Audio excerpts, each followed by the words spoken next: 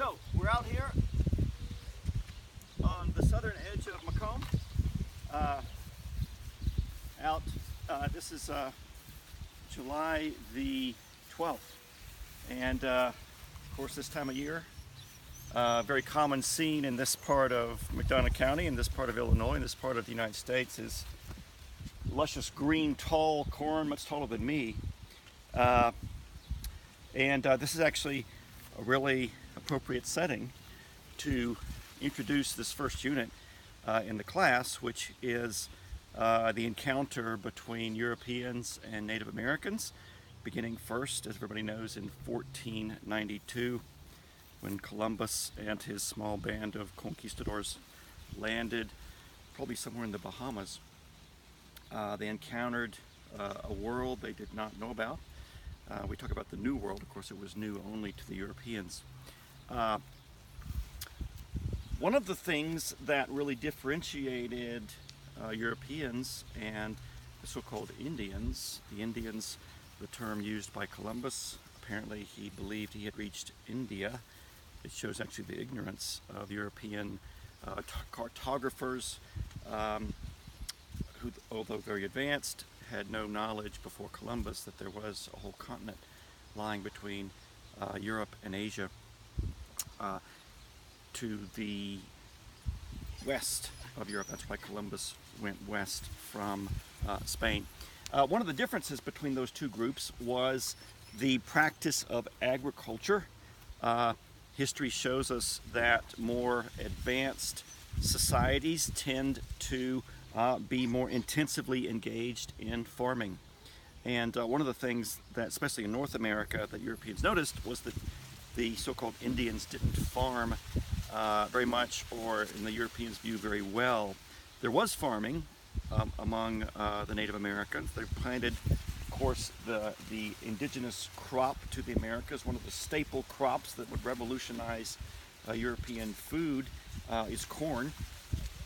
But the Native Americans didn't plant it regularly. They didn't plant it as widely as the Europeans did their crops. And so the Europeans tended to believe that the Native Americans were not terribly organized, not terribly civilized, that's a big word. And this was one of the reasons the Europeans would use to justify settlement, to reorganize and use in a better way the land, the abundant land that they found in the New World. What you notice is the corn here, if I don't stumble getting into it, is very uniformly planted. You can see the very small space between the corn stalks. This has obviously been planted by a super tractor that farmers use in this part of Illinois. Very mathematical in a way that it's been planted. And this is a reflection, a long-term legacy of the Europeans' more scientific approach to agriculture. The systemization of farming, the organization and fencing of land, and the kind of usage of land and of crops as a commodity. The organization of agriculture, and what we could even say the organization of capital, the lift-off of kind of modern capitalism reflected in these very organized corn stalks that we see here. Illinois, Iowa, surrounding states, Missouri, heavy producers of corn, of course other crops, soybeans, feeding the world today.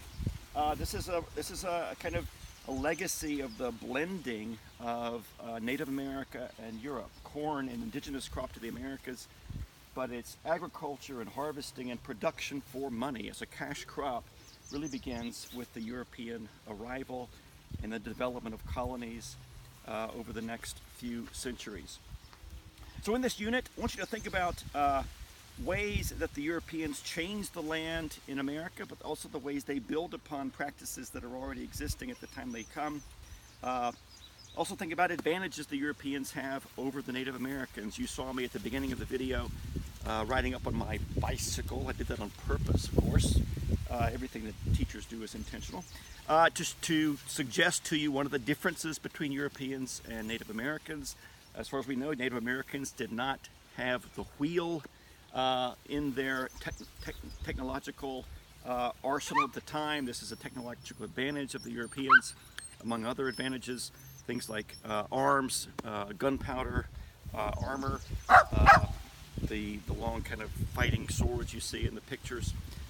This enabled Europeans, along with their farming equipment, to have a technological advantage over the Native Americans. Of course, many of the Europeans believed that they were representatives of God who had ordained them to come to the Americas, spread the Christian faith, which was another element of the motivation they had to come and seek what they call gold, glory, and God in the New World.